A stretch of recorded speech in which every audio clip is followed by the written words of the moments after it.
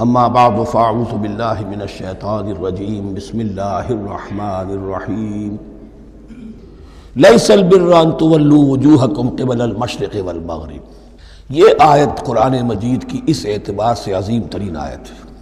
نیکی کی حقیقت کیا ہے، اس کی جڑ کیا ہے، بنیاد کیا ہے، اس کی روح کیا ہے، اس کے مظاہر کیا ہے۔ مظاہر میں اولین شے کون سی ہے، ثانین کون سی ہے، ثالثاً کون سی ہے، اور اس پر ایک پورا علم الاخلاق جو قرآن کا ایک مکمل کتاب تصنیف کی جا سکتی ہے۔ ایتھکس، قرآنک ایتھکس کے لیے یہ آیت ایک یوں سمجھیے کہ جڑ اور بنیاد ہے۔ لیکن یہ سمجھ لیں کہ یہ آیت یہاں آئی کیوں ہے۔ پس منظر میں وہی تحویل قبلہ ابھی ہے۔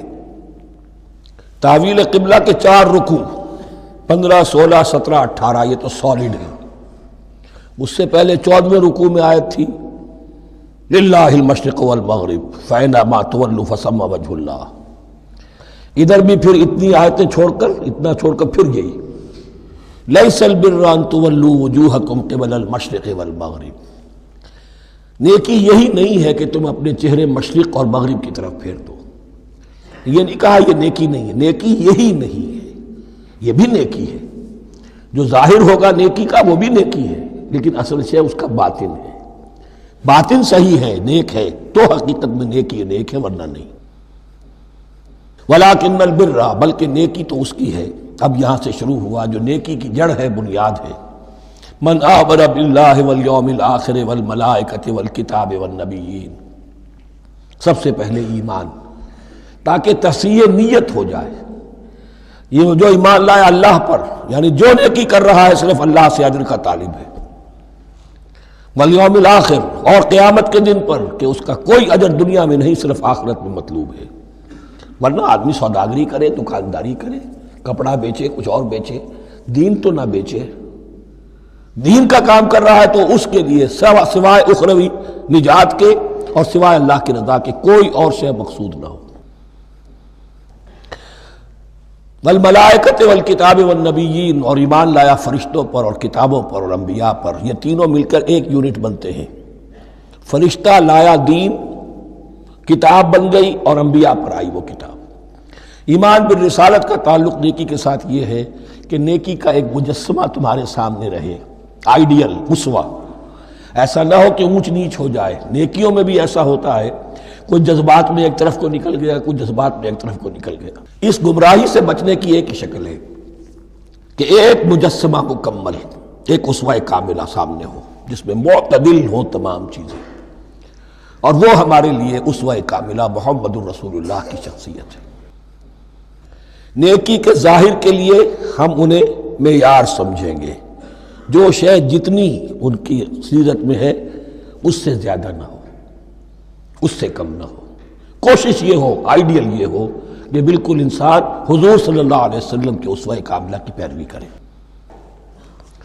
ولیکن البر من آمن باللہ والیوم الآخر والملائکۃ والکتاب والنبیین وآتی المال علی حبہ ذوی القربى والیتامی والمساکین وابن السبیل، اور دیا اس نے مال یا دے وہ مال اس کی محبت کے علی الرغم، علی حبہ اللہ کی طرف نہیں ہے، علی حب المال، علی الرغم مال محبوب ہے پھر بھی وہ خرچ کر رہا ہے ذوی القربہ قرابت داروں پر، والیتامی یتیموں پر، والمساکین محتاجوں پر، وابن السبیل مسافر پر، والسائلین اور مانگنے والوں پر، وفی الرقاب اور لوگوں کی گردنیں چھڑانے میں۔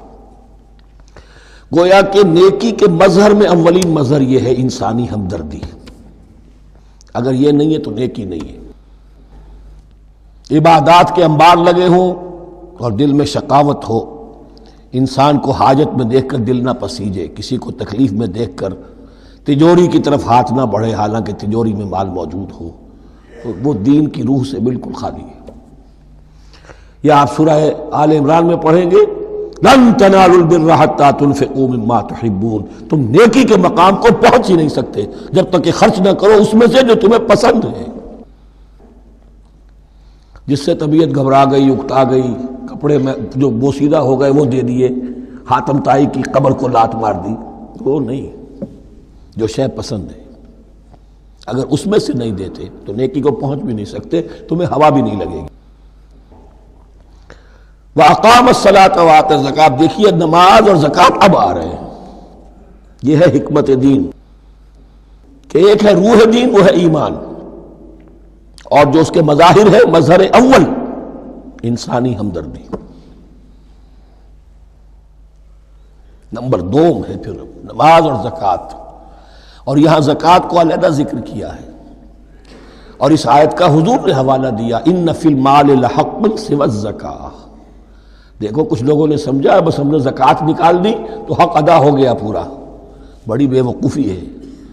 مال میں حق ہے زکوٰۃ کے سوا بھی، اور اب آپ نے یہ آیت پڑھی، دیکھو اس آیت میں کیا ہے، زکوٰۃ کا تذکرہ بعد میں ہو رہا ہے، وَآتَ الْمَالَ عَلَىٰ حُبِّهِ ذَوِي الْقُرْبَىٰ وَالْيَتَامَىٰ وَالْمَسَاكِينَ وَابْنَ السَّبِيلِ وَالسَّائِلِينَ وَفِي الرِّقَابِ وَأَقَامَ الصَّلَاةَ وَآتَى الزَّكَاةَ۔ اس کی کیا حکمت ہے کہ ایمان کو تر و تازہ رکھنے کے لیے نماز ہے، اقم الصلاۃ لذکری، اور انسانی ہمدردی میں مال خرچ کرنے کے جذبے کو پروان چڑھانے کے لیے، برقرار رکھنے کے لیے زکوٰۃ ہے۔ اتنا تو دو نا کم سے کم، بوتل کا منہ تو کھلے، کارک تو نکلے اس کا، اگر بوتل کا کارک نکل جائے گا تو شاید اس میں سے کچھ شربت اور بھی نکل آئے، تو زکوٰۃ ہے تو کارک کے مانند 2.5% ہے، کیا ہے، لیکن یہ کہ اس سے پھر کچھ اور بھی نکلے گا۔ جو زکوٰۃ بھی نہیں دیتا اس نے کیا کرنا؟ وَالْمُوفُونَ بِعَهْدِهِمْ إِذَا عَاهَدُوا، اور وہ کہ جو اپنے عہد کو پورا کرنے والے ہیں جب کوئی عہد کر لیں۔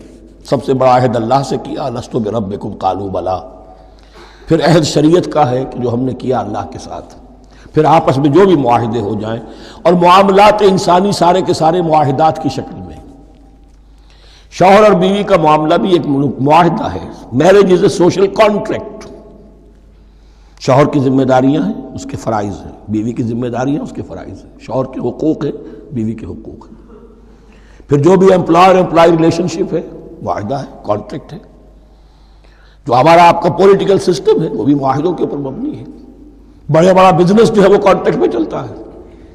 تو اگر ایک چیز پیدا ہو جائے کہ جو عہد کر لیا ہے اسے پورا کرنا ہے، تو ساری اسٹریم لائننگ ہو جائے گی تمام معاملات کی۔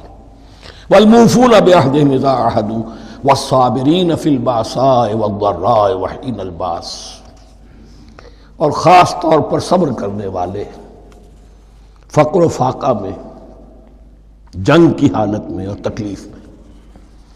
یعنی ایک نیکی ہے بدھ مت کے بھکشوؤں کی نیکی، ایک نیکی یہ ہے، یہ نیکی باطل کو چیلنج کرتی ہے، یہ نیکی خانقاہوں تک محدود نہیں ہوتی، یہ نیکی صرف انفرادی سطح تک محدود نہیں رہتی۔ جو نیکی اللہ چاہتا ہے وہ یہ ہے کہ اب باطل کا سر کچلنے کے لیے میدان میں آؤ، اور جب باطل کا سر کچلنے کے لیے میدان میں آؤ گے تو خود بھی تکلیفیں اٹھانی پڑیں گی۔ صحابہ کرام کو بھی جانیں دینی پڑی ہیں، سینکڑوں صحابہ نے جام شہادت نوش کیا۔ تو آخری چوٹی کیا ہے؟ گویا کہ سمم بونم جس کو کہتے ہیں ایتھکس کے اندر، کہ اس نظریہ اخلاق میں سب سے اونچی منزل کون سی ہے؟ وہ سمم بونم جو ہے اسلام کا، وَالصَّابِرِينَ فِي الْبَأْسَاءِ وَالضَّرَّاءِ وَحِينَ الْبَأْسِ وَلَا تَقُولُوا لِمَنْ يُقْتَلُ فِي سَبِيلِ اللَّهِ أَمْوَاتٌ بَلْ أَحْيَاءٌ وَلَكِنْ لَا تَشْعُرُونَ۔ وہ آیت یاد کر لیجئے، اولئک الذین صدقوا، یہ ہیں لوگ جو سچے ہیں، دعوت و نیکوکاری کا بہت شوق ہے، یہ ہیں وہ لوگ کہ جو سچے ہیں، واولئک هم المتقون، اور یہی حقیقت میں متقی ہیں۔ تمہارے ذہنوں میں کوئی اور نقشے بیٹھے ہوئے ہیں، کوئی لباس ہے، وضاقتہ ہے، بس یہ بڑا متقی آدمی ہے۔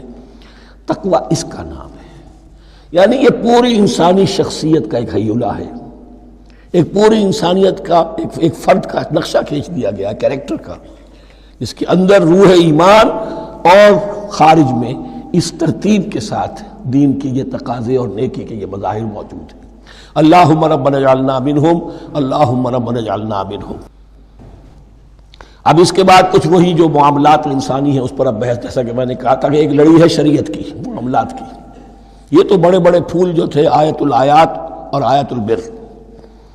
یا ایھا الذین آمنوا کتب علیکم القصاص فی القتلی، اہل ایمان تم پر لازم کر دیا گیا ہے مقتولوں کا بدلہ لینا۔ قتلہ قتیل کی جمع بھی ہے، اور مقتول سے یہ مصدر بھی ہو سکتا ہے، کہ تمہارے لیے یعنی اس معاملے میں سہل انگاری صحیح نہیں ہے۔ انسانی تمدن کی جڑ کٹتی ہے جب کسی معاشرے کے اندر انسان کا خون بہانا عام ہو جائے، تمدن کی جڑ کٹ جائے گی۔ تو قصاص تم پر واجب ہے۔ یا ایھا الذین آمنوا کتب علیکم القصاص فی القتلی الحر بالحر والعبد بالعبد والانثی بالانثی۔ ایک آزاد کی جگہ آزاد ہی قتل کیا جائے گا۔ آزاد نے قتل کیا ہے تو ظاہر بات ہے وہ آزاد ہی اس کی جگہ قتل ہوگا۔ یہ نہیں وہ کہے میرا غلام لے جاؤ، میرے 2 غلام لے لو، نہیں، والعبد بالعبد، اور عبد کی جگہ عبد ہی ہوگا، جس نے قتل کیا وہی قتل کیا جائے گا، والانثی بالانثی، اور اگر قتل کرنے والی عورت ہے تو وہ عورت ہی قتل ہوگی۔ اس میں چونکہ وہاں بہت سے رواج مختلف تھے، بہت سے معیار بھی مختلف تھے۔ اگر اوسی خزرجی کو قتل کر دے تو 1/3 خون بہا، 3 گنا خون بہا، اور خزرجی اوسی کو قتل کرے تو 1/3 خون بہا، یہ ان کا قانون تھا۔ اسی طرح یہ کہ آزاد میں اور غلام میں فرق تھا، لیکن ہماری شریعت میں اگرچہ یہ طویل بڑا مضمون ہے اور اس میں کافی فقہا کے اقوال ہیں مختلف، لیکن امام ابو حنیفہ رحمۃ اللہ علیہ کا قول یہی ہے کہ تمام مسلمان آپس میں کفو ہیں، برابر ہیں، لہذا یہاں کوئی فرق نہیں کیا جائے گا قتل کے مقدمات میں۔ فمن عفی لہ من اخیہ شیء فاتباع بالمعروف واداء الیہ باحسان، پھر جس کو معاف کر دیا جائے کوئی شے اس کے بھائی کی جانب سے، یعنی جو مقتول ہے اس کے ورثاء اگر کہتے ہیں صاحب ہم اس کی جان بخشنے کو تیار ہیں، چاہے وہ خون بہا لے لیں یا ویسے ہی معاف کر دیں، تو جو بھی کچھ خون بہا طے ہوا ہو اداء الیہ باحسان فاتباع بالمعروف، تو اس کی پیروی کی جائے معروف طریقے پر اور ادائی کی جائے خوبصورتی کے ساتھ۔ ذالک تخفیف من ربکم ورحمہ، یہ تمہارے رب کی طرف سے تخفیف ہے، آسانی کی ہے اور رحمت ہے، اور اس کی رحمت ہونا بہت واضح ہے۔ اگر یہ شکل نہ ہو تو پھر قتل در قتل کا سلسلہ جو ہے وہ جاری رہتا ہے، لیکن اگر یہ ہو گیا کہ قاتل کو لا کے سامنے کھڑا کر دیا، لو بھائی اب تمہارے ہاتھ میں اس کی جان ہے، چاہو تو یہ قتل کر دیا جائے گا، چاہو احسان کرنا چاہو بخشنا چاہو ویسے ہی بخش دو، چاہو تو خون بہا لے لو۔ اس سے کیا ہوگا کہ وہ دشمنیوں کا جو دائرہ ہے وہ پھر سمٹ جاتا ہے، بڑھتا نہیں۔ اس میں بڑی رحمت ہے اللہ کی طرف سے۔ قانون جو ہے اسلام میں قتل کا، اس میں مدعی ریاست نہیں ہوتی۔ آج کل ہمارے ہاں غلطی یہ ہے، مدعی ریاست بن جاتی ہے۔ یہ مدعی ہوتا ہے یہاں پر جو بھی مقتول کے ورثاء ہیں، اور کسی کو صدر کو کیا صدر کے باپ کو بھی اختیار نہیں ہے کہ کسی قاتل کو معاف کر دے۔ قاتل کو معاف کرنے کا جو اختیار ہے وہ صرف مقتول کے ورثاء کو ہے، کوئی صدر نہیں کر سکتا۔ ہمارے دستور میں ہے، پوری شرع پوری شق موجود ہے۔ فمن اعتدی بعد ذلک فلہ عذاب علیم، اور جو اس کے بعد بھی حد سے تجاوز کرے گا تو اس کے لیے دردناک اور بہت بڑا عذاب ہوگا۔ وَلَكُمْ فِي الْقِصَاصِ حَيَاةٌ يَا أُولِي الْأَلْبَابِ لَعَلَّكُمْ تَتَّقُونَ، اور اے ہوش مندو قصاص میں زندگی ہے تمہارے لیے۔ ایک روحانی تصور ہے معاف کر دینا اچھا ہے، اسلام بھی کہتا ہے ان تعفوا وتصفحوا وتغفروا فإن اللہ غفور رحیم، لیکن قتل کے مقدمات میں سہل انگاری جو ہے وہ اچھی نہیں ہے، پیروی شدت کے ساتھ ہونی چاہیے تاکہ اس سے آگے قتل کا سلسلہ بند ہو۔ وَلَكُمْ فِي الْقِصَاصِ حَيَاةٌ يَا أُولِي الْأَلْبَابِ لَعَلَّكُمْ تَتَّقُونَ، تاکہ تم بچ سکیں۔ اب کوتبہ علیکم دوبارہ آ گیا۔ یہ کوتبہ کے لفظ کو سمجھ لیجئے، جہاں بھی کوئی شے فرض کی جائے گی، لازم کی جائے گی، وہ کوتبہ ہے۔ اسی لیے شریعت کے لیے قرآن مجید میں جو لفظ ہے الکتاب، الکتاب اس معنی میں کہ اس میں شریعت خداوندی پوری کی پوری موجود ہے۔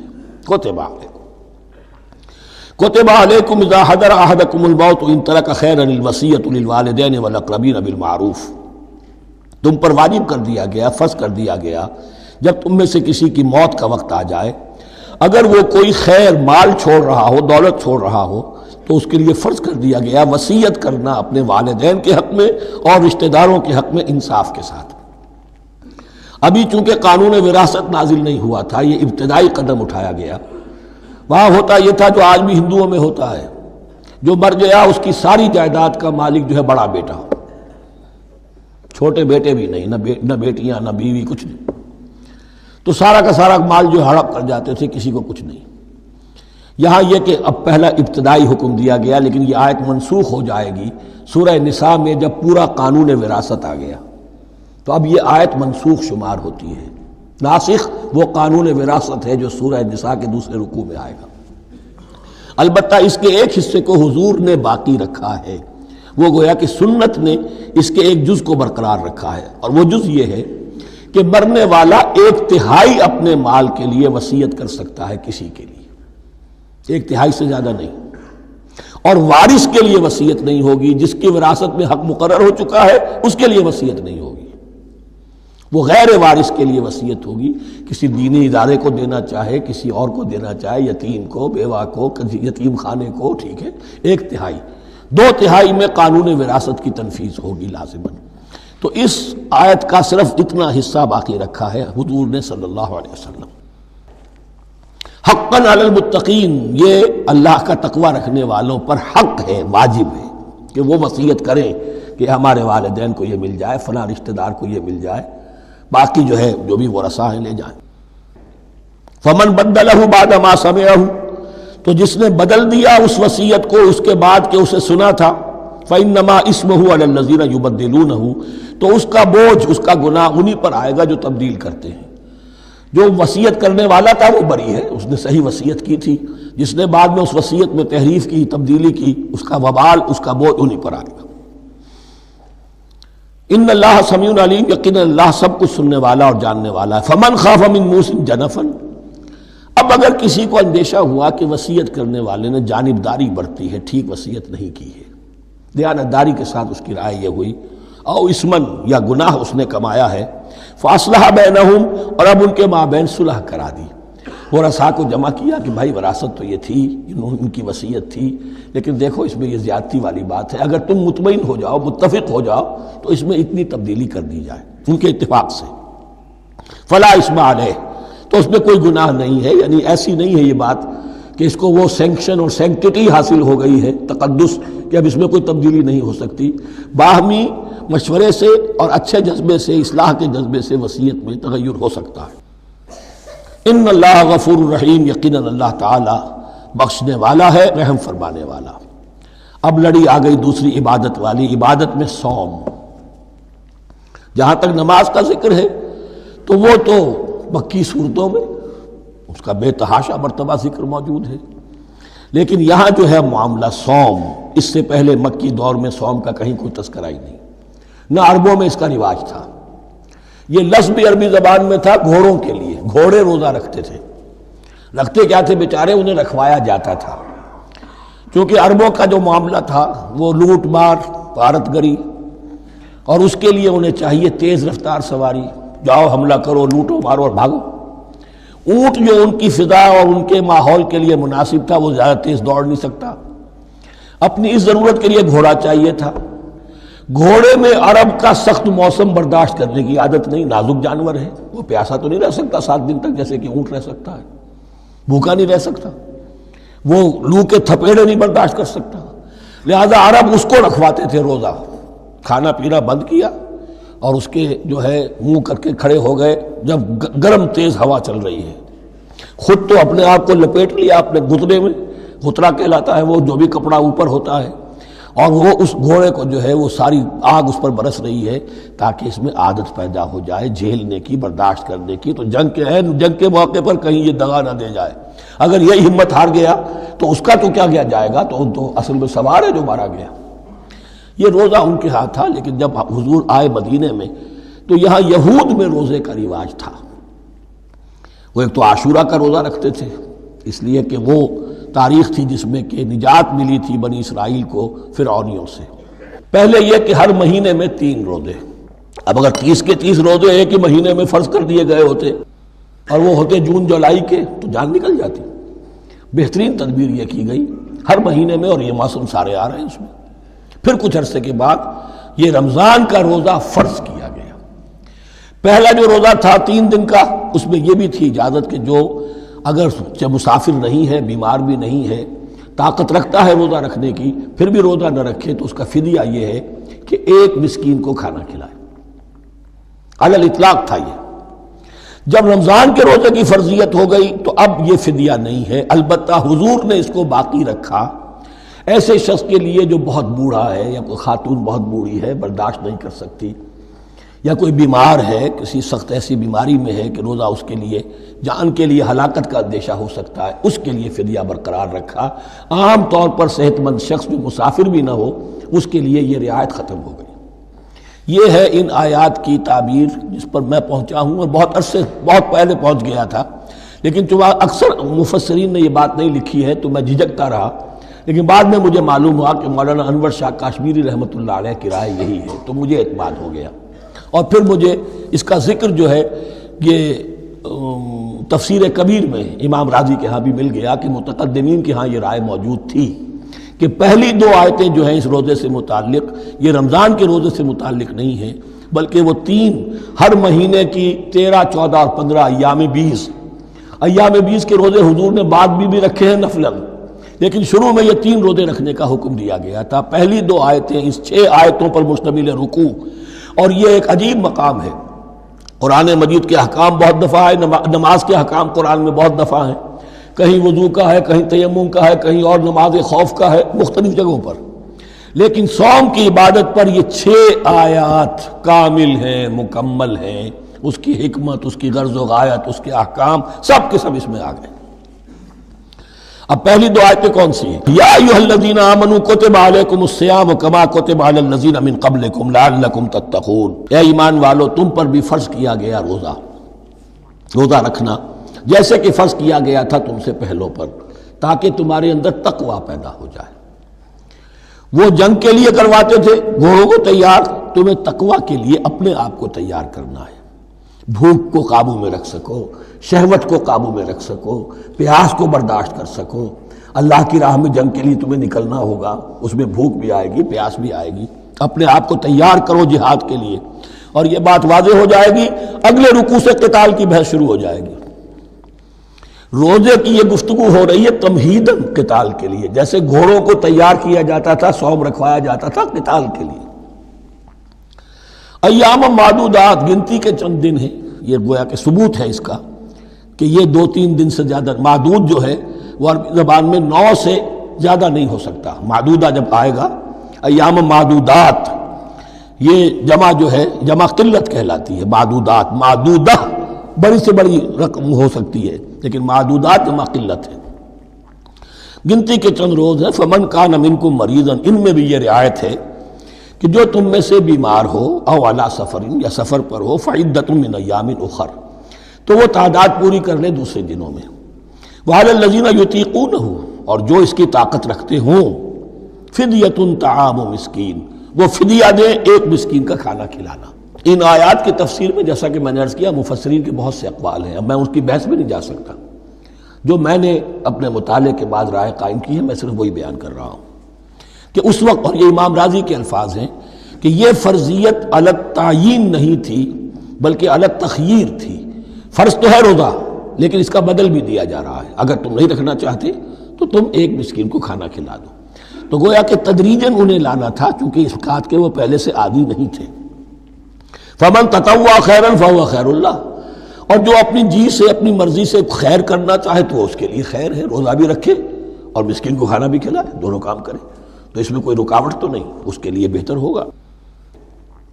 وَأَن تَصُومُوا، اور دیکھو اگر روزہ رکھو، خیر لکم ان کنتم تعلمون، یہ تمہارے لیے بہتر ہے اگر تم جانو۔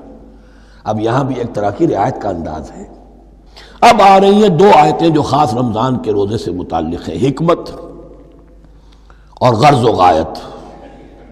پھر ایک آیت طویل آئے گی، احکام، اور پھر ایک آیت آئے گی لٹمس ٹیسٹ۔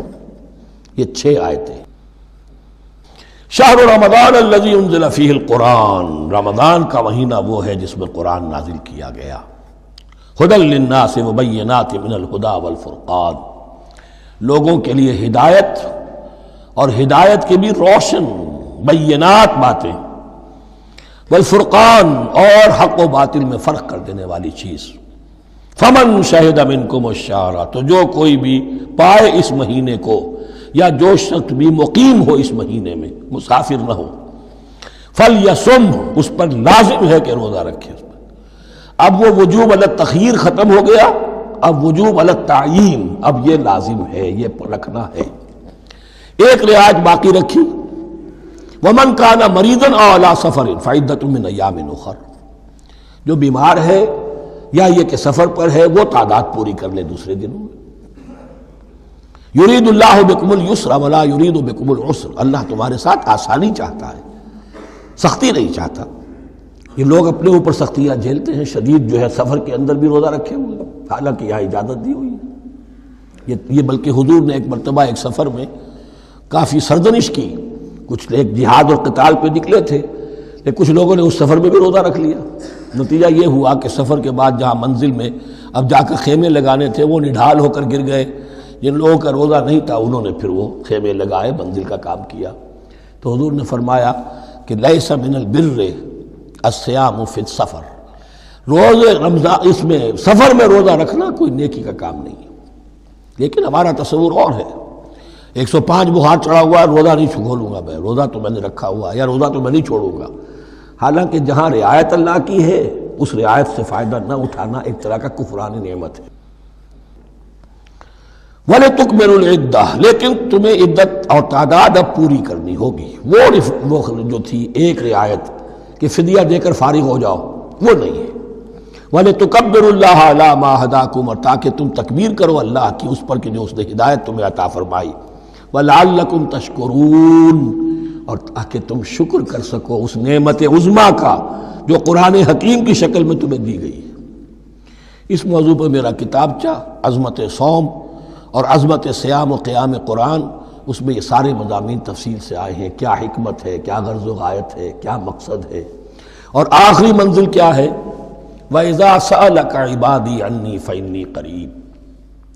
مطلوب تو یہ ہے کہ تمہارا جو یہ جسم حیوانی ہے یہ کچھ کمزور پڑے، روح ربانی جو تم میں پھونکی گئی ہے اسے تقویت حاصل ہو۔ دن میں روزہ رکھو، اس حیوانی وجود کو ذرا کمزور کرو، دباؤ اس کے تقاضوں کو، رات کو کھڑے ہو جاؤ، اللہ کا کلام سنو اور پڑھو تاکہ تمہاری روح کی آبیاری ہو، اس پر حیات، آب حیات کا ترشح ہو۔ نتیجہ کیا نکلے گا؟ تمہارے اپنے اندر سے ایک پیاس ابھرے گی، وَإِذَا سَأَلَكَ عِبَادِي عَنِّي فَإِنِّي قَرِيبٌ، تقرب الی اللہ کا جذبہ پیدا ہوگا۔ تو اے نبی، جب میرے بندے، ایسے بندے آپ سے میرے بارے میں سوال کریں، ان کو بتا دیجئے میں قریب ہوں، دور نہیں ہوں۔ یہ حقوق انسانی کا میرے نزدیک دنیا میں سب سے بڑا میگنا کارٹا ہے۔ اللہ اور بندے کے درمیان کوئی فصل نہیں ہے، فصل اگر ہے تو تمہاری اپنی خباثت ہے۔ اگر تمہاری نیت میں فساد ہے، حرام خوری تو کرنی ہی کرنی ہے، تو اب کس منہ سے اللہ سے دعا کرو گے؟ پھر جاؤ گے کسی پیر کے پاس، آپ دعا کر دیجئے، یہ نذرانہ حاضر ہے۔ یہ طریقہ کیا ہے؟ انسان کا نفس حائل ہے اور کوئی نہیں، ورنہ ہم تو مائل بے کرم ہیں، کوئی سائل ہی نہیں، راہ دکھنا ہے کسی رہنوی منزل ہی نہیں، کوئی پوپ نہیں، کوئی پنڈت نہیں، کوئی پادری نہیں، کوئی پیر نہیں، کوئی نہیں۔ جب چاہو اللہ سے ہم کلام ہو جاؤ، اس سے بڑا حق کیوں خالق و مخلوق میں حائل رہے پردے؟ پیران کلیسا کو کلیسا سے اٹھا دو، میرا ہر بندہ جب چاہے جہاں چاہے مجھ سے ہم کلام ہو جائے۔ ہاں شرط ہے اس کی، وہ شرط آگے آ رہی ہے، اجیب دعوت الداعی اذا دعان، میں تو ہر پکارنے والے کی پکار سنتا ہوں، اور سنتا نہیں جواب دیتا ہوں، اور صرف جواب نہیں دیتا، قبول کرتا ہوں۔ اجابت میں یہ تینوں چیزیں موجود ہیں۔ اور اذا دعان، جہاں مجھے پکارے جب پکارے، there and then میں موجود ہوں۔ لیکن شرط کیا ہے؟ فَلْيَسْتَجِيبُوا لِي، انہیں بھی تو میرا کہنا ماننا چاہیے، یہ یک طرفہ بات نہیں ہوگی۔ فَاذْكُرُونِي أَذْكُرْكُمْ، تم مجھے یاد رکھو گے تو میں تمہیں یاد رکھوں گا، یہ دو طرفہ معاملہ ہے۔ تم شکر کرو گے میں تمہاری قدردانی کروں گا، تم میری طرف چل کر آؤ گے میں بھاگ کر آؤں گا، تم بارش برآؤ گے میں ہاتھ بڑھاؤں گا، لیکن تم رخ موڑ لو گے ہم بھی رخ موڑ لیں گے۔ ہماری تو غرض نہیں ہے، غرض ہے تو تمہاری، تم رجوع کرو گے ہم بھی رجوع کر لیں گے، تم توبہ کرو گے ہم اپنی نظر کرم پھر تمہاری طرف متوجہ کر دیں گے۔ لیکن ہر چیز ان تنصروا اللہ ینصرکم، اللہ کی مدد کرو گے تو اللہ تمہاری مدد کرے گا، تمہاری دوستیاں ہو، پینگے بڑھا رہے ہو اللہ کے دشمنوں کے ساتھ، ساز باز ہو اللہ کے دشمنوں کے ساتھ، اور کھڑے ہو جاؤ قنوت نازلہ میں اللہ سے مدد مانگنے کے لیے، تم سے بڑا بے وقوف کون ہوگا؟ پہلے اللہ کی طرف رخ تو کرو، اللہ سے اپنا معاملہ درست کرو۔ ہاں اس میں کوئی یہ شرط نہیں ہے کہ پہلے ولی کامل اس وقت توبہ کرو خلوص نیت سے اور سارے پردے ہٹ جائیں گے، لیکن خلوص نیت کے ساتھ توبہ۔ وَإِذَا سَأَلَكَ عِبَادِي عَنِّي فَإِنِّي قَرِيبٌ أُجِيبُ دَعْوَةَ الدَّاعِ إِذَا دَعَانِ فَلْيَسْتَجِيبُوا لِي وَلْيُؤْمِنُوا بِي لَعَلَّهُمْ يَرْشُدُونَ أُحِلَّ لَكُمْ لَيْلَةَ الصِّيَامِ الرَّفَثُ إِلَىٰ نِسَائِكُمْ۔ اب یہ ہے احکام کی آیت، بڑی طویل ہے، کیونکہ یہود کے ہاں شریعت میں روزہ جو ہے شروع ہو جاتا تھا شام کو ہی، اور رات بھی روزے میں شامل تھی، تو تعلق زن و شو بھی نہیں ہو سکتا، اور کوئی سحری وحری کا تصور نہیں تھا، جیسے ہی سوئے رات شروع، روزہ شروع، اب اگلے دن تک غروب آفتاب تک روزہ رہے گا۔ ہمارے ہاں روزے میں نرمی کی گئی ہے، ایک تو یہ کہ رات کو اس سے خارج کر دیا، روزہ دن کا ہے، اور رات کے وقت تعلق زن و شو بھی ہے، کھانا پینا بھی ہے، جو پابندیاں روزے کی ہیں وہ سب اٹھ گئی۔ لیکن ہو یہ رہا تھا کہ لوگ سمجھ رہے تھے کہ شاید وہی جو احکام ہیں یہود کے ہاں شاید وہی ہمارے ہاں بھی ہے، اس لیے وہ ایسا بھی ہوتا تھا اپنے جذبات میں بیویوں سے مقاربت کرتے تھے، لیکن دل میں سمجھتے تھے کہ ہم نے غلط کام کیا ہے۔ یہاں اب ان کو اطمینان دلایا جا رہا کہ نہیں، احل لکم لیلۃ الصیام الرفث الی نسائکم، حلال کر دیا گیا ہے تمہارے لیے روزے کی راتوں میں اپنی بیویوں کے پاس جانا۔ ہن لباس لکم وانتم لباس لہن، وہ پوشاک ہے تمہارے لیے، تم پوشاک ہو ان کے لیے۔ بڑا بلیغ کنایا ہے یہ، جیسے لباس میں اور جسم میں کوئی پردہ نہیں ہے، لباس ہی تو پردہ ہے نا، لباس میں اور جسم میں تو کوئی پردہ نہیں، ایسے ہی بیوی میں اور شوہر میں کوئی پردہ نہیں۔ ہن لباس لکم وانتم لباس لہن۔ ویسے بھی انسان کے اخلاق کی حفاظت کرنے والی، مرد کے اخلاق کی حفاظت کرنے والی بیوی ہے، بیوی کے اخلاق کی حفاظت کرنے والا مرد ہے۔ نہ وہ مجھے اقبال کا شعر یاد آ رہا تھا، تعلیم نئی ہو کہ پرانی، نسوانیت زن کا نگہباں ہے فقط مرد۔ نہ پردہ نہ تعلیم نئی ہو کہ پرانی، نسوانیت زن کا نگہباں ہے فقط مرد۔ بہرحال ایک دونوں کے لیے وہ ایک ضرورت بھی ہے، ان کی پردہ پوشی بھی کرتے ہیں ایک دوسرے کی، اور اس طریقے سے لباس کی جو ہے اس میں کنایا کیا گیا۔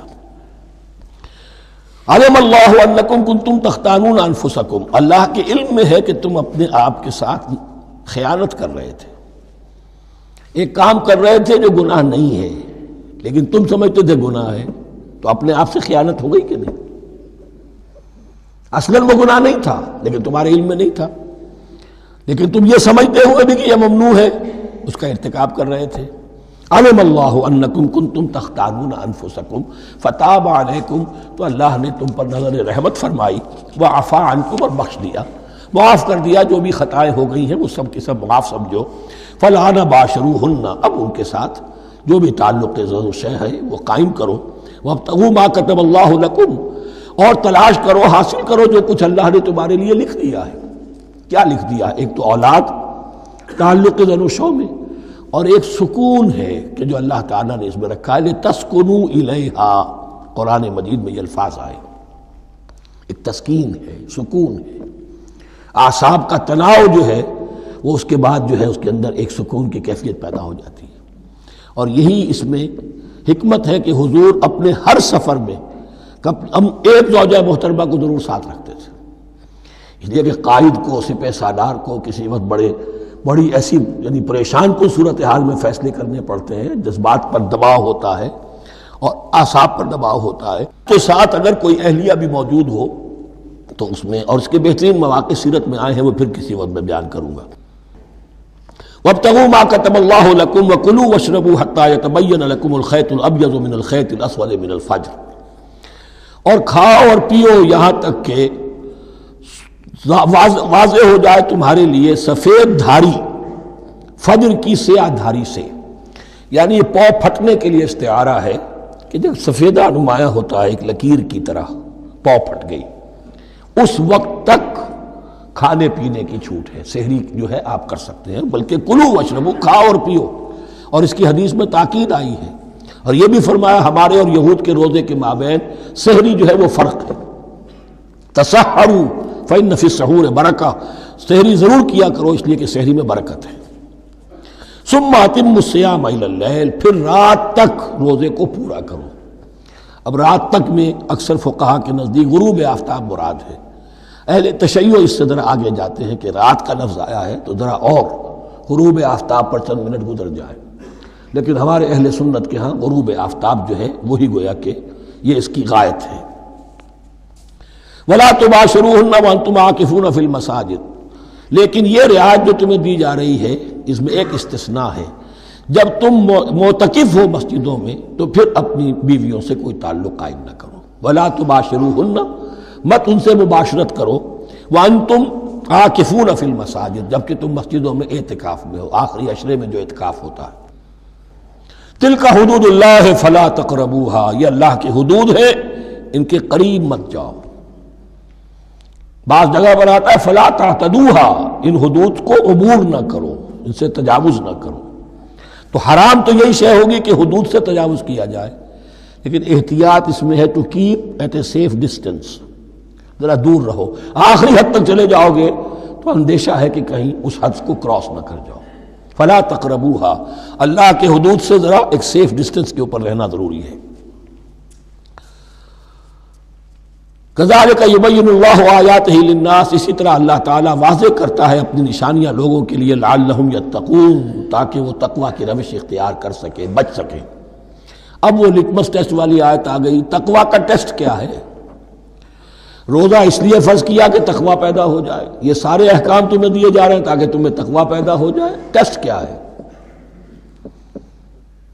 تقوی کا لٹمس ٹیسٹ عقل حلال. یہ نہیں ہے کوئی نیکی نہیں. وَلَا تَأْكُلُوا أَمْوَالَكُمْ بَيْنَكُمْ بِالْبَاطِلِ، اپنے مال آپس میں باطل طریقوں سے ہڑپ نہ کرو. وَتُدْلُوا بِهَا إِلَى الْحُكَّامِ، اور اپنے مال کو ذریعہ نہ بناؤ حکام تک پہنچنے کا. لِتَأْكُلُوا فَرِيقًا مِنْ أَمْوَالِ النَّاسِ بِالْإِثْمِ، تاکہ تم لوگوں کے مال کو ہڑپ کر سکو گناہ کے ساتھ. وَأَنْتُمْ تَعْلَمُونَ، اور تم اس کو جانتے بوجھتے کر رہے ہو. جو شخص اس معیار سے تو اس سے باز آ گیا وہ ہے متقی. یہ لسٹ پر ٹیسٹ ہے. ورنہ نمازوں کی تعداد، روزوں کی تعداد اور حرام کھانا تو تقویٰ نہیں. یہ میں حیران ہوتا ہوں کہ اب اس پر کبھی غور نہیں کیا ہے لوگوں نے کہ یہ آیت کہاں سے آ گئی درمیان میں. روزے کے احکام اور اس کے بعد قتال کے احکام بھی شروع ہوں گے، حج کے احکام شروع ہوں گے، یہ بیچ میں آیت. واقعہ یہ ہے کہ جیسے روزے کی حکمت کا نقطہ عروج کیا ہے، وَإِذَا سَأَلَكَ عِبَادِي عَنِّي فَإِنِّي قَرِيبٌ، روح انسانی میں ایک طلب پیدا ہو جائے تقرب اللہ کی. اسی طرح احکام صوم میں جو کلائمیکس ہے وہ یہ ہے، وَلَا تَأْكُلُوا أَمْوَالَكُمْ بَيْنَكُمْ بِالْبَاطِلِ وَتُدْلُوا بِهَا إِلَى الْحُكَّامِ لِتَأْكُلُوا فَرِيقًا مِنْ أَمْوَالِ النَّاسِ بِالْإِثْمِ وَأَنْتُمْ تَعْلَمُونَ. يَسْأَلُونَكَ عَنِ الْأَهِلَّةِ، اے نبی آپ سے پوچھ رہے ہیں چاند کی گھٹتی بڑھتی صورتوں کے بارے میں. قُلْ هِيَ مَوَاقِيتُ لِلنَّاسِ وَالْحَجِّ، کہہ دیجئے یہ لوگوں کے لیے ایک اوقات کا تعین ہے، کیلنڈر ہے، اور حج کے لیے. اب دیکھو آپ کو معلوم ہے کہ یہ اللہ تعالیٰ نے ایک کیلنڈر لٹکا دیا ہے. معلوم ہو گیا یہ چاند پہلی تاریخ ہو گئی. کچھ دنوں کے بعد آپ نے دیکھا معلوم ہوتا ہے کہ اب ایک ہفتہ گزر گیا ہے، آدھا چاند ہو گیا ہے. 2 ہفتے ہو گئے، پورا چاند ہو گیا ہے. پھر نے گھٹنا شروع کیا. تو یہ گویا کہ لوگوں کے لیے اوقات کار کی تعین کے لیے، اور خاص طور پر سب سے اہم شے حج. اور یہ نوٹ کیجئے صوم کے بعد حج، اور حج کے ساتھ قتال. حج وہ عبادت ہے جو ایک خاص جگہ پر ہو سکتی ہے. نماز ہر جگہ ہو سکتی ہے، روزہ ہر جگہ ہو سکتا ہے، عبادت اور ہر جگہ ہو سکتی ہے، اور زکوٰۃ ہر جگہ دی جا سکتی. حج تو وہی ہوگا. اور وہ تھا اس وقت زیر تسلط مشرکین کے، اور مشرکین کے تسلط سے نکالنے کے لیے قتال لازم تھا. اس قتال کے لیے صبر پہلے پیدا ہونا ضروری ہے. جو گھوڑوں کو روزہ رکھواتے تھے پہلے خود روزہ رکھو. یہ ترتیب ہے، ربط ہے. صوم کے احکام، فوراً حج اور قتال کے احکام. یسألونک عن الأہلة قل ہی مواقیت للناس والحج ولیس البر بأن تأتوا البیوت من ظہورها ولکن البر من اتقى، اور یہ کوئی نیکی نہیں ہے کہ تم گھروں میں ان کی پشت پر سے داخل ہو، بلکہ نیکی تو اس کی ہے جس میں تقوی ہے۔ یہ اصل میں ان کے ہاں ایک رواج تھا، کیونکہ حج تو ہو رہا تھا ایام جاہلیت میں بھی، اس کے مناسک کی بگڑی ہوئی شکلیں بھی موجود تھیں، کچھ ترمیمیں انہوں نے کر دی تھی، لیکن حج تو تھا ان کا۔ وہ یہ کرتے تھے جب گھر سے مکے سے نکل گئے احرام باندھ کر، اب اگر کسی ضرورت سے گھر واپس جانا پڑ گیا تو سمجھتے تھے کہ احرام باندھ کر نکل آئے ہیں، اب دروازے سے تو نہیں جا سکتے، گھسیں گے کہیں پیچھے سے کہیں اوپر سے پھاند کر دیوار آئیں گے، اور اسے سمجھتے تھے بڑا تقویٰ ہے یہ۔ فرمایا یہ کوئی نیکی کی بات نہیں، یہ سرے سے نیکی نہیں۔ ولیس البر، یہ ہرگز نیکی نہیں ہے ان تأتوا البیوت من ظہورها کہ تم ان کے تم گھروں میں داخل ہو ان کے پچھواڑے سے، ولکن البر من اتقى۔ اب یہاں اس پوری آیت کو ذہن میں رکھ لیجئے، آیت البر کے آخر میں لفظ تھا اولئک هم المتقون ولکن البر من اتقى، گویا کہ وہ پورا تصور جو ہے یہاں پر جو آیا بر میں آ چکا ہے، اس کو اس لفظ کے حوالے سے اس پورے تصور کو پھر آپ کے ذہن میں تازہ کر دیا۔ وَأْتُوا الْبُيُوتَ مِنْ أَبْوَابِهَا، گھروں میں داخل ہو ان کے دروازوں سے، وَاتَّقُوا اللَّهَ لَعَلَّكُمْ تُفْلِحُونَ، اور اللہ کا تقوی اختیار کرو تاکہ تم فلاح پاؤ۔ وَقَاتِلُوا فِي سَبِيلِ اللَّهِ الَّذِينَ يُقَاتِلُونَكُمْ، لیجئے قتال آ گیا۔ اب یہ تیسری کڑی آ گئی نا، ایک لڑی عبادات کی، ایک لڑی معاملات کی، ایک لڑی انفاق کی، ایک لڑی قتال کی، یہ چوتھی کڑی ہے۔ وَقَاتِلُوا فِي سَبِيلِ اللَّهِ الَّذِينَ يُقَاتِلُونَ، اللہ قتال کرو اللہ کی راہ میں ان سے جو تم سے قتال کر رہے ہیں۔ وَلَا تَعْتَدُوا، لیکن حد سے تجاوز نہ کرو۔ ان اللہ لا يحب المعتدین، اللہ تعالی حد سے تجاوز کرنے والوں کو پسند نہیں کرتا۔ وَاقْتُلُوهُمْ حَيْثُ ثَقِفْتُمُوهُمْ، انہیں قتل کرو جہاں بھی پاؤ۔ وَأَخْرِجُوهُمْ مِنْ حَيْثُ أَخْرَجُوكُمْ، اور نکالو انہیں وہاں سے جہاں سے انہوں نے تمہیں نکالا ہے۔ مہاجرین کہاں سے نکالے گئے تھے؟ مکے سے۔ محمد الرسول اللہ پر وہاں پر حیات تنگ کر دی گئی تھی، قافیہ تنگ کر دیا گیا تھا، تبھی تو آپ نے ہجرت کی۔ نکالو انہیں وہاں سے جہاں سے انہوں نے تمہیں نکالا ہے۔ والفتنة اشد من القتل، اور یہ خیال نہ رہے کہ قتل اور خون ریزی جو ہے تو بری بات ہے، فتنہ اس سے بھی زیادہ بری بات ہے۔ فتنہ کیا ہے؟ ایسے حالات جن میں کہ انسان اللہ خدائے واحد کی بندگی نہ کر سکے، اسے غلط کاموں پر مجبور کیا جائے، حرام خوری پر مجبور ہو گیا ہو، یہ سارے حالات فتنہ ہیں۔ تو قتل اور خون ریزی اتنی بری شے نہیں ہے جتنی فتنہ۔ والفتنة اشد من القتل ولا تقاتلوهم عند المسجد الحرام حتى يقاتلوكم فيه، ہاں مسجد حرام وہ چونکہ اسے تو امن کی جگہ بنا دیا گیا ہے، ان سے جنگ مت کرو مسجد حرام کے پاس جو بھی حرم کا علاقہ ہے، حتیٰ یقاتلوکم، یہاں تک کہ وہ خود تم سے قتال کریں اس میں۔ فَإِن قَاتَلُوكُمْ، پھر اگر وہ تم سے قتال کرتے ہیں، جنگ کرتے ہیں، فَاقْتُلُوهُمْ، تو قتل کرو انہیں۔ كَذَلِكَ جَزَاءُ الْكَافِرِينَ، یہی بدلہ ہے کافروں کا۔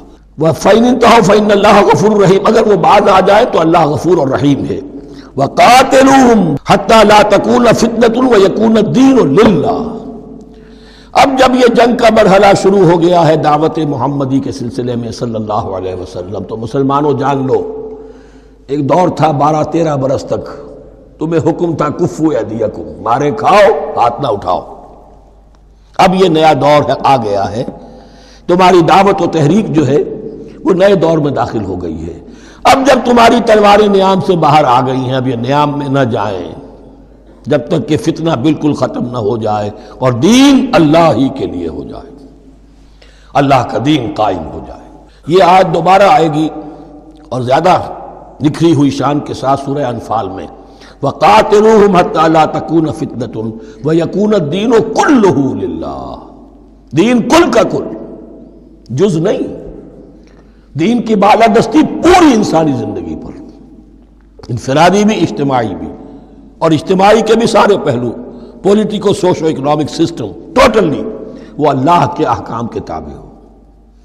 وَقَاتِلُوهُمْ حَتَّى لَا تَكُونَ فِتْنَةٌ وَيَكُونَ الدِّينُ لِلَّهِ فَإِنِ انْتَهَوْا فَلَا عُدْوَانَ إِلَّا عَلَى الظَّالِمِينَ، پھر اگر وہ باز آ جائے، صلح چاہے تو ٹھیک ہے، پھر ظالموں کے اوپر جو ہے سوائے ظالموں کے کسی پر زیادتی جائز نہیں۔ الشہر الحرام بالشہر الحرام، حرمت والا مہینہ بدلہ ہے حرمت والے مہینے کا، والحرمات قصاص، اور حرمات کے اندر بھی بدلہ ہے۔ فمن اعتدى علیکم فاعتدوا علیہ بمثل ما اعتدى علیکم، تو جو کوئی بھی تم پر زیادتی کرتا ہے، دست درازی کرتا ہے، تو تم بھی اس کے خلاف کارروائی کرو، اقدام کرو جیسے کہ اس نے تم پر زیادتی کی۔ واتقوا اللہ، اور اللہ کا تقوی اختیار کرو، وَاعْلَمُوا أَنَّ اللَّهَ مَعَ الْمُتَّقِينَ، اور یہ جان لو کہ اللہ ساتھ ہے متقیوں کے، یعنی اللہ کی تائید، نصرت، اس کی مدد آئے گی اہل تقوی کے لیے۔ اب دیکھیے وہ تیسری کڑی یہاں بہت چھوٹی سی آئی ہے، قتال کی ذرا زیادہ بڑی کڑی آ گئی ہے اور یہ چھوٹی سی کڑی آ رہی ہے۔ قتال کے لیے لازم ہے انفاق بھی۔ جنگ کیسے ہوگی اگر فوج کے لیے ساز و سامان نہ ہو، رسد کا اہتمام نہ ہو، ہتھیار نہ ہو، سواریاں نہ ہو، کیسے ہوگی جنگ؟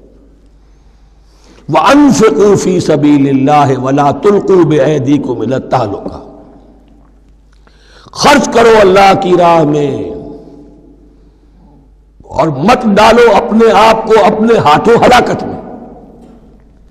یعنی اللہ کا دین اس وقت اسے احتیاج ہے، وہ پیسہ چاہتا ہے، جیسے حضور نے تبوک کے موقع پر عام اپیل کی اور آپ اپنے مال کو لے کر بیٹھے ہوئے ہیں، تو گویا کہ آپ نے اپنے آپ کو ہلاکت میں خود ڈال دیا۔ یہ انفاق ہے، جہاد بالمال۔ وَأَنفِقُوا فِي سَبِيلِ اللَّهِ وَلَا تُلْقُوا بِأَيْدِيكُمْ إِلَى التَّهْلُكَةِ وَأَحْسِنُوا إِنَّ اللَّهَ يُحِبُّ الْمُحْسِنِينَ، اور احسان کی روش اختیار کرو، دین کے اندر بھی خوبصورتی پیدا کرو، دین میں بہتر سے بہتر مقام حاصل کرنے کی کوشش کرو۔ ہمارا معاملہ کیا، دنیا میں آگے سے آگے اور دین میں پیچھے سے پیچھے۔ دین میں یہ دیکھیں گے اس سے کم پر گزارا ہو سکتا ہو، کوئی اور شے ہو کہ جس میں اس سے کم سے بھی بات پوری ہو جائے، دین میں یہ ہوگا، اور دنیا میں آگے سے آگے ہے جستجو کہ خوب سے ہے خوب تر کہاں۔ تو اگر یہ جستجو دنیا میں ہے، اس سے بڑھ کر دین میں ہونی چاہیے۔ فاستبقوا الخیرات، نیکیوں میں ایک دوسرے پر بازی لے جانے کی کوشش کرو۔ وَأَنفِقُوا فِي سَبِيلِ اللَّهِ وَلَا تُلْقُوا بِأَيْدِيكُمْ إِلَى التَّهْلُكَةِ وَأَحْسِنُوا، اور احسان کی روش اختیار کرو۔ ان اللہ یحب المحسنین، یقیناً اللہ تعالی محسنین کو، ان لوگوں کو کہ جو درجہ احسان پر فائز ہو جائیں، محبت کرتا ہے، انہیں پسند کرتا ہے۔ یہ حدیث جبرائیل اگر ذہن میں ہو تو 3 درجے ہیں، جیسے میں نے آج بتایا آپ کو، وَنَحْنُ لَهُ مُسْلِمُونَ وَنَحْنُ لَهُ عَابِدُونَ وَنَحْنُ لَهُ مُخْلِصُونَ۔ 3 درجے دوسرے ہیں، اسلام، ایمان، احسان۔ اخبرنی عن الاسلام، اخبرنی عن الایمان، اخبرنی عن الاحسان۔ احسان کیا ہے؟ ان تعبد اللہ کانک تراہ فإن لم تکن تراہ فإنہ یراک۔ یہ سارے کام جو دین کے لیے کیے جا رہے ہوں، عبادت ہے، جہاد ہے، قتال ہے، ایسی کیفیت میں، ایسے اخلاص کے ساتھ، گویا کہ تم اپنی آنکھوں سے اللہ کو دیکھ رہے ہو، اور اگر تم اللہ کو نہیں دیکھ رہے تو کم سے کم یہ کیفیت تو تمہاری ہو جائے کہ تمہیں مستحضر رہے کہ اللہ تمہیں دیکھ رہا ہے۔ یہ احسان ہے۔ وَأَحْسِنُوا، عام طور پر اس کا ترجمہ اس انداز میں نہیں کیا گیا ہے، اس کو اچھی طرح سمجھ لیجئے، ویسے یہ مضمون کھل کر آئے گا سورہ مائدہ میں۔ ان اللہ یحب المحسنین، یقیناً اللہ تعالی محسنین کو پسند کرتا ہے۔ وَأَتِمُّوا الْحَجَّ وَالْعُمْرَةَ لِلَّهِ، اور حج اور عمرہ مکمل کرو اللہ کے لیے۔ جو عمرے کے لیے احرام تو باندھ لیا جائے گا مدینے سے 7 میل باہر نکل کر ہی، حج مکمل تو ہوگا جب طواف بھی ہوگا، وقوف عرفہ بھی ہوگا، سارے اس کے جو بھی مناسک ادا کیے جائیں گے، لیکن یہ کہ جو شخص بھی نیت کر لے حج کی یا عمرے کی تو پھر اسے مناسب کو مکمل کرنا چاہیے، کوئی کمی نہ رہے۔ فَإِنْ أُحْصِرْتُمْ، اگر تمہیں گھیر لیا جائے، روک دیا جائے، جیسے کہ سن 6 میں ہو گیا، صلح حدیبیہ کرنی پڑی، مشرکین مکہ اڑ گئے، نہیں داخل ہونے دیں گے۔ اگر تمہارا گھیراؤ ہو جائے، فَمَسْتَيْسَرَ مِنَ الْهَدْيِ، تو جو بھی تم قربانی پیش کر سکو پیش کر دو۔ یہ دم احصار کہلاتا ہے کہ چونکہ اب ہم آگے نہیں جا سکتے، یہی ہمیں احرام کھولنا پڑ رہا ہے، تو دم احصار، یہ خون، یہ جو جانور اللہ کے نام پر ہم دے رہے ہیں، یہ اس کی ایک طرح کا کفارہ ہے۔ وَلَا تَحْلِقُوا رُؤُوسَكُمْ حَتَّى يَبْلُغَ الْحَدْيُ مَحِلَّهُ، اور اپنے سر اس وقت تک نہ مونڈو جب تک کہ وہ ہدی کا جانور جو ہے وہ محل تک، یعنی جو بیت الماء جہاں پر جا کر ذبح ہونا ہے وہاں پہنچ نہ جائے۔ جانور تو آپ نے بھیج دیے اور وہ رکاوٹ نہیں ڈالیں گے، اس لیے کہ ان کا گوشت تو ان کو کھانے کو ملے گا، لہذا جانور، لیکن یہ اندازہ کر لو کہ اب اتنا وقت گزر گیا ہے کہ وہ ہدی قربانی کا جانور جو ہے وہ پہنچ گیا ہوگا، ہدیم بالغ الکعبہ، وہ وہاں پر اس کی اپنے مقام پر پہنچ گیا۔ فمن کان منکم مریضا او بہ اذی من راسہ، تو جو کوئی بھی تم میں سے ہو بیمار یا اس کے سر میں کوئی تکلیف ہو، کوئی زخم ہو، اور اس کی وجہ سے یہ ہے کہ وہ حجامت کرانی ضروری ہو جائے، بال کاٹنے ضروری ہو جائیں، ففدیۃ من صیام او صدقۃ او نسک، تو پھر فدیہ دینا پڑے گا۔ اگر اس ہدی کے جانور کے کعبے تک پہنچنے سے پہلے تمہیں اپنے بال کاٹنے پڑے، حجامت کرانی پڑی، تو فدیہ ہوگا۔ یہ جو ہے دم جنایت کہلاتا ہے، یعنی ایک جو کمی رہ گئی ہے اس کی تلافی کے لیے۔ وہ صیام بھی ہے، روزے 3 دن کے، او صدقۃ او نسک، یا پھر یہ ہے کہ کوئی قربانی ہے، ایک جانور قربان کیا جائے، دم جنایت اس کو کہتے ہیں، یا صدقہ کیا جائے، 6 افراد کو کھانا کھلایا جائے۔ فَإِذَا أَمِنْتُمْ، پھر جب تمہیں امن حاصل ہو اور تم سیدھے جا سکتے ہو، بیت اللہ پہنچ سکتے ہو، فَمَنْ تَمَتَّعَ بِالْعُمْرَةِ إِلَى الْحَجِّ فَمَا اسْتَيْسَرَ مِنَ الْهَدْيِ، تو جو کوئی بھی فائدہ اٹھائے عمرے سے حج سے قبل، فَمَا اسْتَيْسَرَ مِنَ الْهَدْيِ، تو وہ ایک اور قربانی پیش کرے جو بھی اسے میسر ہو۔ اب یہ سمجھ لیجئے کہ حضور کی بعثت سے پہلے عرب میں رواج یہ تھا کہ ایک سفر میں حج بھی کرنا، عمرہ بھی کرنا ان کے نزدیک حرام تھا، یہ توہین تھی کعبے کی۔ حج کے لیے 3 مہینے، شوال، ذوالقعدہ، ذوالحج، اور رجب کا مہینہ ان کے ہاں طے تھا عمرے کے لیے۔ عمرے کے لیے علیحدہ سفر کرو، اس کے لیے علیحدہ سفر کرو۔ لیکن شریعت محمدی میں جو آسانیاں کی گئی ہیں وہ یہ ہیں کہ ایک شخص، چونکہ اس ملت کو پھیلنا تھا بہت طویل علاقے پر، لوگوں کے لیے سفر آسان تو نہیں تھا، تو آپ ایسا کر سکتے ہیں کہ آپ جائیں اور عمرہ بھی کر لیں، حج بھی کر لیں۔ ایک شکل یہ ہے کہ عمرہ کیا، احرام کھول دیا، اور پھر حج کا وقت آیا 8ویں ذی الحج کو، تو پھر احرام باندھا، وہ حج کا احرام ہو گیا، اسے کہتے ہیں تمتع۔ ایک یہ ہے کہ حج کے لیے احرام باندھا تھا، جاتے ہی عمرہ بھی کر لیا لیکن احرام کھولا نہیں، اسی احرام میں جاری رکھ کر اسے، اور اسی میں حج بھی کر لیا، یہ قران کہلاتا ہے، جمع کر دیا ایک ہی احرام میں عمرے کو بھی اور حج کو بھی۔ ایک افراد کہلاتا ہے، بس ایک کے لیے صرف حج کا معاملہ ہو شروع سے۔ تو یہاں تمتع کی جو ہمیں اجازت دی گئی ہے اس کے لیے، جسے دم شکر کہتے ہیں حضرت امام ابو حنیفہ، یہ شکرانہ ہے کہ ہم ایک قربانی دیں۔ لیکن امام شافعی کے نزدیک یہ بھی دم جنایت ہے، یہ بھی جبر ہے، چنانچہ امام ابو حنیفہ کے نزدیک یہ قربانی جو دی جاتی ہے اس کا گوشت قربانی دینے والا بھی کھا سکتا ہے 1/3 کے درجے میں، لیکن امام شافعی کے نزدیک نہیں، یہ ایک صدقے کے اور اس کے دم جنایت کے قریب کی شے ہے، اس کا گوشت جو ہے قربانی دینے والا خود نہیں کھا سکتا۔ فَمَن لَّمْ يَجِدْ، اب اگر کسی کے پاس نہیں ہے یہ ہدیہ پیش کرنے کو، فَصِيَامُ ثَلَاثَةِ أَيَّامٍ فِي الْحَجِّ، تو اب اس پر لازم ہے کہ حج میں 3 روزے رکھے، 7ویں، 8ویں اور 9ویں ذی الحج کو روزہ رکھے غیر ایام حج میں۔ 10ویں کا روزہ نہیں ہو سکتا، وہ عید کا دن ہے، یوم النحر ہے۔